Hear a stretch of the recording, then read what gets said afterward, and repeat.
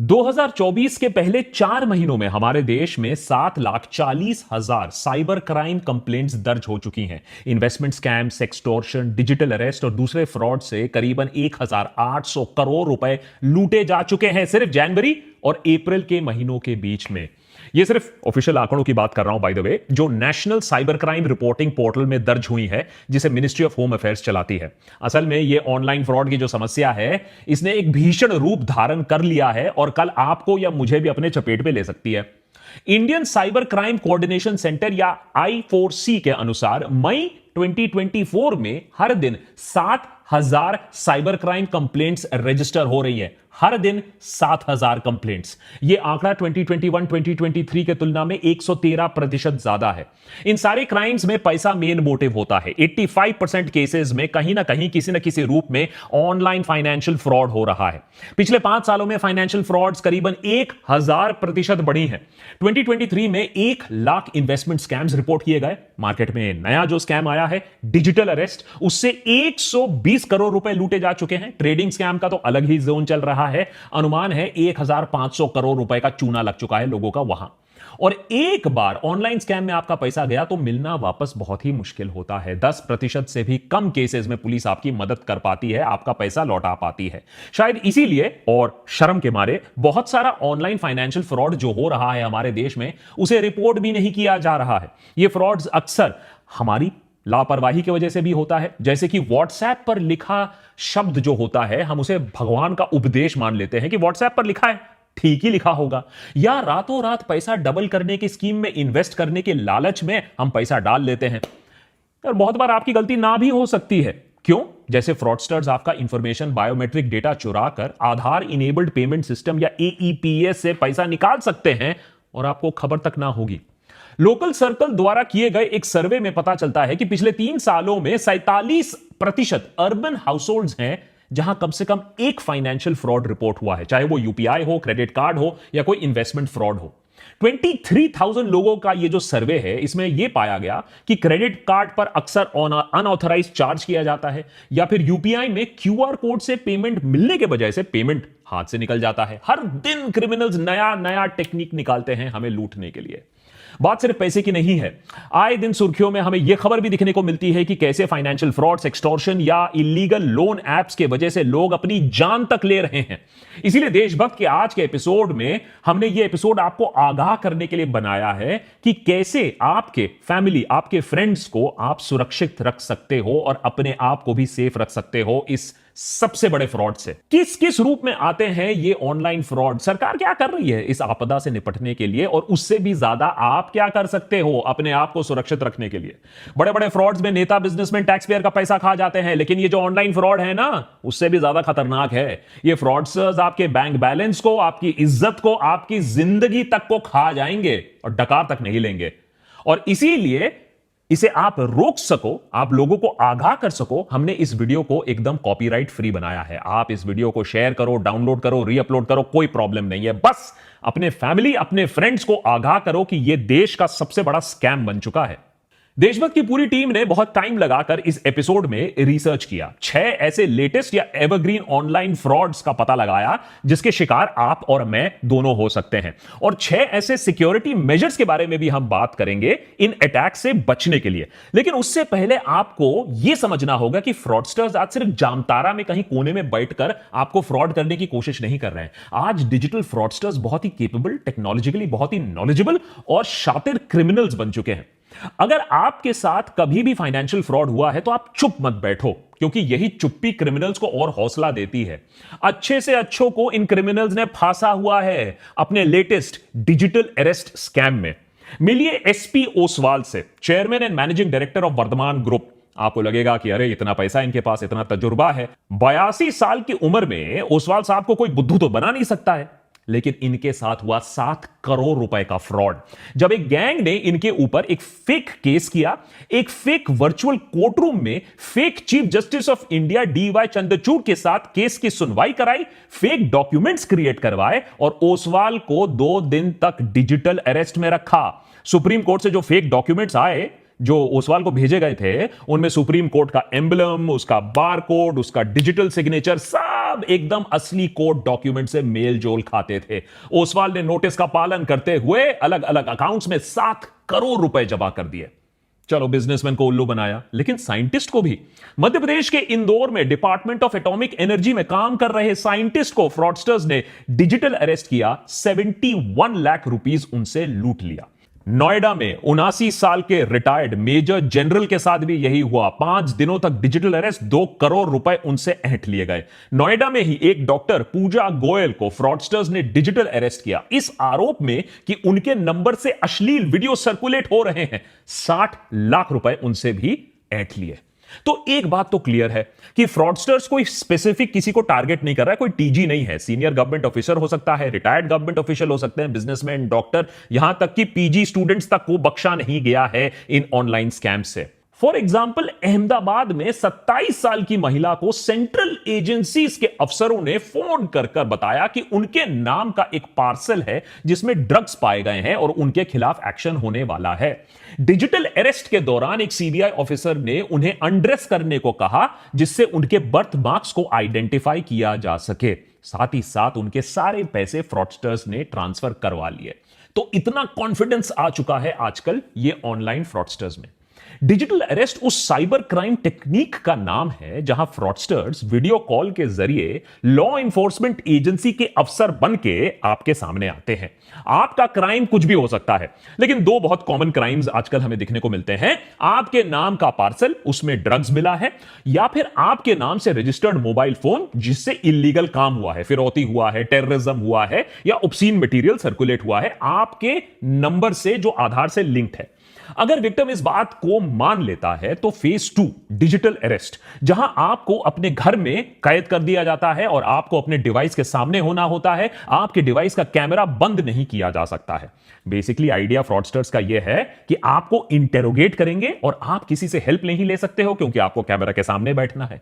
Finally वही होता है जो इन सारे केसेस में जनरली हमें देखने को मिलता है। सेटलमेंट की बात आती है और फिर आप एक मोटी रकम चुकाते हो अपनी जान बचाने के लिए, अपनी इज्जत बचाने के लिए। आजकल तो स्कैमस्टर्स पेमेंट क्रिप्टो करेंसी या गिफ्ट कार्ड में भी डिमांड करने लगे हैं, जिससे उन्हें ट्रैक करना और भी ज्यादा मुश्किल हो जाए। लेकिन ये सारे फ्रॉड्स नहीं होते अगर विक्टिम्स को एक छोटी सी चीज मालूम होती कि डिजिटल अरेस्ट नाम की कोई चीज है ही नहीं हमारे लीगल सिस्टम में। लेकिन शायद हमें पुलिस और लॉ इन्फोर्समेंट का इतना डर, इतना खौफ बैठा हुआ है कि हम डिजिटल अरेस्ट का नाम सुनकर ही सरेंडर कर देते हैं। अब Indian cyber crime coordination centre ने बाकायदा एक नोटिस, एक प्रेस रिलीज जारी किया है जिसमें नागरिकों को आश्वासन दिया गया है कि लॉ इन्फोर्समेंट एजेंसी, सीबीआई हो, पुलिस हो, कस्टम, ईडी, जजेस हो, आपको वीडियो कॉल के जरिए कोई अरेस्ट नहीं कर सकता है। और अगर आपके पास कभी भी बाय द वे ऐसा कॉल आए तो उन्हें बोलो कि कम से कम घर आकर आपको नोटिस दे, घर आके आपको अरेस्ट करे। अरे डिजिटल इंडिया का मतलब इतना थोड़ा ही ना कि आप आलसी बैठ जाओ और सब कुछ ऑनलाइन ही करना शुरू कर दो। लेकिन डिजिटल अरेस्ट से बच भी गए तो क्या? अरे डिजिटल फ्रॉडस्टर्स तो हर कोने में इंतजार कर रहे हैं आपका। ये रहे 6 टॉप स्कैम्स जो हमारी टीम को मिले, जिससे लाखों लोगों से करोड़ों रुपए लूटे जा रहे हैं। Number 1, UPI scam. Digital India और यूपीआई के चलते हमारी जिंदगी तो आसान हुई है, लेकिन साथ ही साथ डिजिटल फ्रॉडस्टर्स की भी जिंदगी आसान हो गई है। 2022-2023 में करीबन 1 lakh UPI based frauds report किए गए हैं। अगर आप सतर्क ना रहे तो डिजिटली आपका पैसा गायब हो सकता है बहुत आसानी से। साथ ही साथ क्यूआर कोड्स के मामले में थोड़ा सावधान रहना पड़ेगा। क्यूआर कोड कहां से स्कैन कर रहे हो, किसे पेमेंट दे रहे हो, यह थोड़ा भापना जानना जरूरी है। जैसे कि फॉर एग्जांपल अगर नहीं करोगे तो हाईटेक सिलिकॉन सिटी बैंगलोर में 41% रिपोर्टेड साइबर क्राइम इंसिडेंट्स होते हैं, वो क्यूआर कोड स्कैम से रिलेटेड होते हैं। तो इतना कॉमन हो चुका है क्यूआर कोड का मिसयूज। Number 2, sextortion. बहुत ही भयानक रूप है हमारे टेलीकॉम रेवोल्यूशन और सस्ते मोबाइल फोन और सस्ते डेटा रेट्स का। स्कैमर्स लोगों को वीडियो कॉल करते हैं। बहुत बार अनजाने में लोग ऐसा अननोन नंबर से फोन उठा लेते हैं। दूसरे एंड में एक महिला अश्लील हरकतें करते पाई जाती हैं। जब तक आपको समझ में आता है कि यह मामला कुछ गड़बड़ है, तब तक आपकी वीडियो बन चुकी होती है अश्लील हरकतें करते हुए। उसके बाद हमारी सदैव तत्पर पुलिस से आपको एक फोन आता है कि आपके खिलाफ ऑब्स्सीनिटी का केस दर्ज हो गया है और आपको अरेस्ट किया जा सकता है।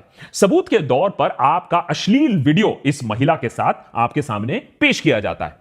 इस समय इंसान ठंडे दिमाग से यह नहीं सोचता है कि हमारी पुलिस इतनी तत्पर कब से हो गई। अगर यह सच में ऐसा होता तो हमारा देश तो सेफेस्ट कंट्री फॉर वुमेन होता पूरी दुनिया में। फिलहाल इज्जत और नाक बचाने के लिए हम मामले को सेटल कर देते हैं पैसा देकर। आप भी खुश, स्कैमस्टर भी खुश। तीसरा बड़ा फ्रॉड, टेलीग्राम फ्रॉड। घर बैठे बैठे पैसा किसको कमाना नहीं अच्छा लगता? क्यों एडिटर है? आजकल एडिटर बोल रहा है कि अरे सीधा फाइल घर ही भेज दो, घर में बैठ के एडिट कर दूंगा, ऑफिस आने की क्या जरूरत है? लेकिन ऐसे स्कीम ना बहुत ही चौंका देने वाले हैं, और ऐसे स्कीम जो ऑफर करते हैं वो फ्रॉड ही होते हैं। पहला होता है व्हाट्सएप पर आपको एक जॉब ऑफर आता है। उसके बाद टेलीग्राम ग्रुप में आपका नाम ऐड कर दिया जाता है, जहां आपको बिग बॉस की तरह अलग अलग टास्क दिए जाते हैं, जैसे सोशल मीडिया प्लेटफॉर्म्स पे जाओ, वीडियो को देखो, व्यूज बढ़ाओ, लाइक करो वीडियोस को। पहले आपको आपके काम के लिए छुट्टर पैसे, थोड़ा बहुत पैसे भी मिल जाएंगे, आपका ट्रस्ट बढ़ जाएगा। फिर किसी कारण हेतु, जैसे कि ट्रेनिंग की है या फिर आपको ज्यादा बिजनेस मिलेगा, उस एक्सक्यूज पे आपको उल्टा पैसा जमा करना होता है। एक बार आपने मोटी रकम जमा की, बंदा गायब आपके पैसे के साथ। नंबर 4, एआई की दुनिया बहुत चकाचौंध है। मानवता एवोल्यूशन की अगली पायदान पर चढ़ रहा है एआई के साथ। क्रिमिनल्स ने बोला हम क्यों पीछे हट जाएं, तो उन्होंने भी एआई की मदद से लोगों को अब गधा बनाना और उनसे पैसा निकालना सीख लिया है। किसी के बेटे का एक्सीडेंट हो गया है, वो हॉस्पिटल से कॉल कर रहा है, पैसे की गुहार लगा रहा है, कैसे मना करोगे आप? किसी की बेटी को पुलिस ने होटल के रूम से नग्न अवस्था में अरेस्ट कर लिया है, और अगर आपको बचाना है अपनी बेटी को तो सेटलमेंट के पैसे निकालो अभी के अभी। आपको उसकी आवाज तक सुनाई दे रही है फोन पर, पीछे मदद मांग रही है वो। अगर वो घर पर बैठकर टीवी ना देख रही होती तो आप बात मान भी लेते, आप पैसे दे भी देते। कुछ लोग बच गए, लेकिन लाखों पेरेंट्स ने, लाखों रिश्तेदारों ने पैसा ऐसे निकाला है। और जो आवाज उन्होंने सुनी होती है, जिस पर विश्वास करके वो पैसे निकालते हैं, वो असली, ऑलमोस्ट असली ही आवाज होती है। सॉफ्टवेयर की मदद से, एआई की मदद से आप आज के डेट में किसी की आवाज को कॉपी कर सकते हो और फिर उस आर्टिफिशियल आवाज से कुछ भी बुलवा सकते हो। मिशन इंपॉसिबल में टॉम क्रूज ये सालों से करते आए हैं, लेकिन अब क्रिमिनल्स रियल लाइफ में ये कर रहे हैं एआई की मदद से, और आपको लूट रहे हैं। Number 5, link based cheating. देखिए, हर स्कैम को एआई की जरूरत नहीं है, कटिंग एज टेक्नोलॉजी की जरूरत नहीं है। कभी कभी हमारी जो कमजोरी होती है, फ्रॉडस्टर्स के लिए सबसे बड़ा वरदान वही होता है, ह्यूमन वीकनेस। जैसे हमारा लालच, सबको चाहिए एक फ्री में प्राइज, और व्हाट्सएप पर जो कुछ आता है वो तो 100% ट्रू होता है। तो व्हाट्सएप पर आ गया एक लिंक, आपने उस लिंक को क्लिक कर लिया और लिंक में मिला आपको एक शानदार प्राइज। फ्री बस फ्री सुनकर आपकी तो लार टपक गई। अब ये फ्री प्राइस के लिए आपको थोड़े डिटेल्स भरने, आपका एड्रेस भरना है, आपका आईडी प्रूफ भरना है, और कभी कभी प्राइस इतना बड़ा हो सकता है कि उसके लिए आपको अपना सारा बैंक डिटेल भरना हो, थोड़ा टैक्स का पैसा देना हो, शिपिंग का फी भी भरना हो। ये सारा पैसा आपने दिया, प्राइस आपको कभी मिला नहीं, और पैसा जो था वो भी निकल गया। और अगर ज्यादा अनलकी हुए तो बैंक का पासवर्ड भी दे दिया, तो बैंक अकाउंट भी खाली। Number 6, OTP scam. सरकार ने स्कैम्स को रोकने के लिए और आपको बचाने के लिए 2FA बहुत जगह कंपलसरी कर दिया है। 2FA यानी 2 फैक्टर ऑथेंटिकेशन, यानी आपके फोन पर ओटीपी के बिना कुछ भी प्रोसेस नहीं होगा। अब फ्रॉडस्टर्स फिर से एक कदम आगे, ओटीपी के पीछे पड़ जाते हैं, उसे निकालकर आपके बैंक अकाउंट, डिजिटल वॉलेट्स और दूसरे सेंसिटिव इंफॉर्मेशन को एक्सेस करने की कोशिश करते हैं। इसीलिए वो आपको आपके फोन में बैंक अकाउंट रिप्रेजेंटेटिव बनकर आ जाते हैं, ई कॉमर्स साइट ऑपरेटर बनकर आ जाते हैं, अक्सर सरकारी अफसर बनकर आपको फोन कर देते हैं। अब आप ये नहीं सोचते हो कि सरकारी दफ्तर में अफसर ना मिला, लेकिन सरकारी अफसर आपको फोन पर आकर आपसे सारी इंफॉर्मेशन ले रहा है? आप भी दे देते हो, हां ठीक है सरकारी अफसर है, बिना सोचे समझे आपने ओटीपी दिया और आपके पैसों का हो गया स्वाहा। इन स्कैम से आपका कितना नुकसान हो सकता है, देश के नागरिकों का कितना नुकसान हो सकता है, आप सोच भी नहीं पाओगे। फॉर एग्जाम्पल मैं आपको बताता हूं, 2014 से लेकर 2023 के बीच में इंडियन बैंक्स में 65,000 फ्रॉड केसेस डिटेक्ट किए गए। 4.65 लाख करोड़, जी हां 4.65 लाख करोड़ का घपला हुआ करीबन 10 सालों में। आज बैंकिंग रेगुलेशंस और सॉलिड हो रही हैं तो ये स्कैम्स थोड़े कम हो रहे हैं, लेकिन उधर डिजिटल फ्रॉड्स और भी ज्यादा बड़े हो रहे हैं। तो सोचिए 5 लाख करोड़ तक हम बात कर रहे हैं, पोटेंशियल है ऐसे स्कैम्स का। तो सरकार इस सब मामले में क्या कर रही है? देखिए, गंभीरता तो है सरकार की तरफ से, ऐसी बात नहीं है, सरकार रिकॉग्नाइज कर रही है ये एक प्रॉब्लम है, लेकिन ग्राउंड पर एक्शन इतना नहीं है कि फ्रॉड्स कम हो जाए या फ्रॉडस्टर्स के दिलों में कोई खौफ हो। सरकार ने एक ऑनलाइन सस्पेक्ट रजिस्ट्री लॉन्च की है जिसमें 12 लाख साइबर क्रिमिनल्स का डेटा स्टोर्ड है। इस रजिस्ट्री को states, union territory, central investigating agencies, intelligence agencies इस्तेमाल कर सकती हैं साइबर क्राइम को कंट्रोल करने के लिए। उधर national cyber crime reporting portal NCRP के जरिए साइबर क्राइम रिपोर्टिंग और रेजोल्यूशन को बेहतर बनाने की कोशिश की गई है।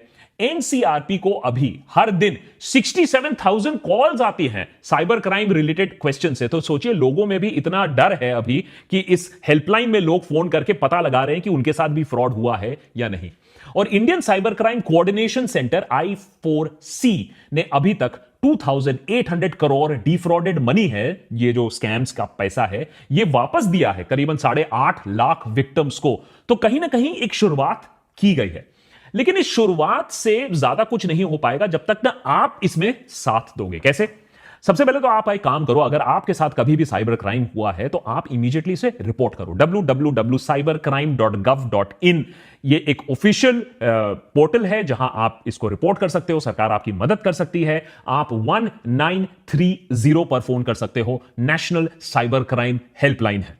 लेकिन किंतु परंतु अगर आप चाहते हो कि बात रिपोर्टिंग तक ना आए, बात सरकार तक ना पहुंचे, फिर बात गुहार तक ना आए कि भैया आप बोलो कि मेरा पैसा किसी तरीके से लौटा दो, तो आपको ही चौकस रहना होगा। हाल ही में एक खबर वायरल होती है।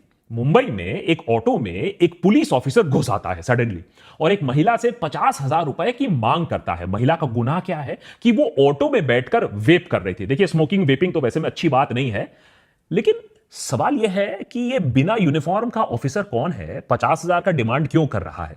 महिला ने सोचा कुछ तो गड़बड़ है, ये ऑफिसर नहीं है। उसने वीडियो बनाना शुरू कर दिया और वीडियो बनते देख पुलिस वाला वो भाग निकला। अब खबर यह आ रही है कि उस पुलिस वाले को अरेस्ट कर लिया गया है जो फेक ऑफिसर था। कहने का मतलब यह है कि आपको प्रोएक्टिव रहना होगा। ये डर के नहीं बैठो कि पुलिस का नाम जैसे ही सुना है एडिटर जैसे, हां, डर के नहीं बैठना, आपको डरना नहीं है। 90% केसेस में साइबर फ्रॉड में पैसा वापस नहीं मिलता, याद रखिए। तो डर गए, जो डर गया वो मर गया। हां, अगर बैंकिंग चैनल से पैसा आपका निकलता है तो तुरंत बैंक को जाकर रिपोर्ट करो। अगर बैंक की नेग्लिजेंस की वजह से आपका अकाउंट कॉम्प्रोमाइज हुआ है तो बैंक आपको पूरा पैसा वापस देगी। लेकिन याद रखिए, अगर अनऑथराइज्ड ट्रांजैक्शन 7 दिन बीत चुके हैं और उसके बाद जाकर आपने रिपोर्ट किया तो बैंक की लायबिलिटी काफी कम हो जाती है। फिर बैंक की पॉलिसीज ही काम आएंगी, सरकार आपको वहां मदद नहीं करेगी। तो सबसे पहले तो चौकस रहना होगा ट्रांजैक्शन को लेकर, अगर आपके ऊपर कोई धमक रहा है उसको लेकर। Point number 2, prevention is the best cure. अरे सीधा सीधा प्रिवेंशन करो। Have an apple a day. किसी अननोन मैसेज को मत खोलो, अनसोलिसिटेड लिंक को क्लिक मत करो, अननोन वीडियो कॉल को मत उठाओ, और जो बैंक ट्रांजैक्शंस हैं उन्हें हमेशा डबल चेक करके अप्रूव करो। अगर कंप्यूटर पर एंटीवायरस नहीं है, चलो वहां भी पैसा बचाना चाहते हो कोई बात नहीं, कम से कम अपने बैंक स्टेटमेंट्स को रेगुलर स्कैन करो। हर ट्रांजैक्शन पर एसएमएस अलर्ट लगाओ और ओटीपी 2 फैक्टर ऑथेंटिकेशन के बिना कुछ भी काम नहीं करने का। जो बात व्हाट्सएप पर आपने आज तक नहीं सीखा, कम से कम वो रियल लाइफ में सीख लो कि कोई भी क्यूआर कोड जो आपको दिखता है उसे ब्लाइंडली ट्रस्ट नहीं करने का। कोई भी पेमेंट लिंक जो आपको दिखता है उसे ब्लाइंडली पे नहीं करने का।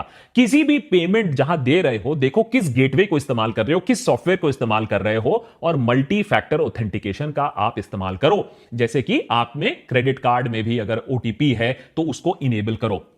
और जो ट्रस्ट का फैक्टर है ना, इतना भी ट्रस्ट मत करो। हर अननोन नंबर को उठाने की जरूरत नहीं है। आपकी कॉलेज की गर्लफ्रेंड को अगर आपसे पैचअप करना होगा तो कोई और तरीका उसको मिल जाएगा। हर कॉल उठाने की जरूरत नहीं है।